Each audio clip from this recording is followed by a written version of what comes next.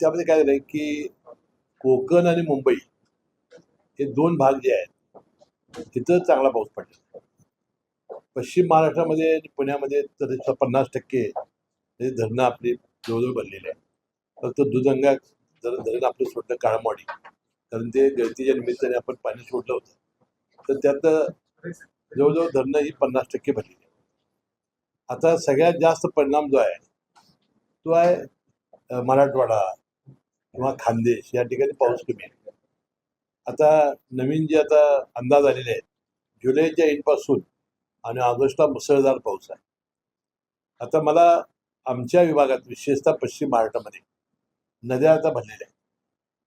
त्यानंतर विहिरीला पाणी आलेलं आहे, बोरला पाणी आलेलं आहे. यंदाचं जे उसाचं पीक आहे हे निघेल, त्यात काही काळजी करण्याचं कारण नाही.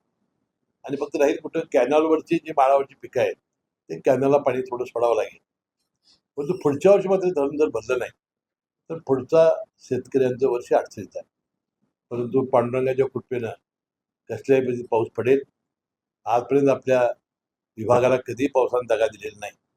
5% कमी जास्त होईल, परंतु धरणं भरतील असा मला आत्मविश्वास आहे. आपण कर्जमाफी देत असताना बँकांना कर्जाच्या बाबतीत दिलासा मिळाला पाहिजे अशा प्रकारची भूमिका आहे. कारण लोक कर्ज मागायला तयार नाही अशा प्रकारची भूमिका आपण विधानसभेत मांडली होती. खरं तर जिल्हा बँकेला कशा प्रकारचा मोठा दिलासा म्हणता येईल की खातेदारांना लाभ मिळेल? आपली मी मगाशी म्हटलं 2 लाख शेतकऱ्यांना लाभ मिळेल. आणि आमच्या कोल्हापूर जिल्ह्याच्या शेतकऱ्याचं वैशिष्ट्य आहे की ते नियमित कर्ज भरत होते.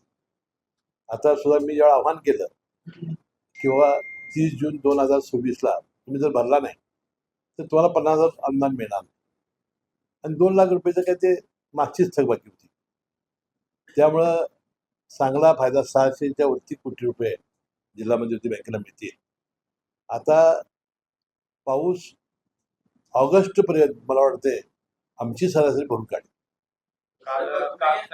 काल साहेब एप्रिल मे महिन्यात जो काय अवकाळी पाऊस झाला त्यासाठी 84 कोटी रुपये निधी मंजूर झालेला आहे.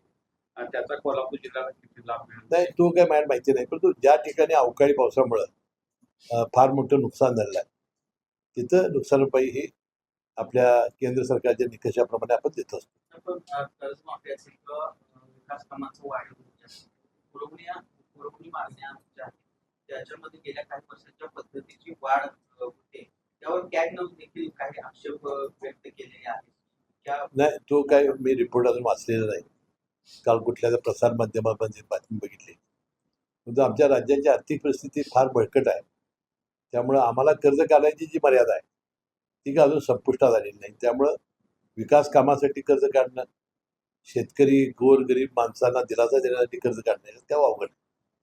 एकीकडे कर्जमाफी झालेली आहे, मात्र अजूनही प्रामाणिकपणे कर्ज करणाऱ्या शेतकऱ्याला 50,000चा अनुदान मिळालं.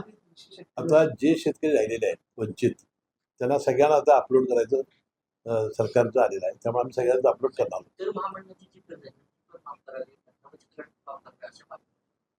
त्याबद्दल काय अजून चर्चा नाही. परंतु लाडक्या बहिणींना आम्ही 46,000 कोटी रुपये दिलेले आहेत.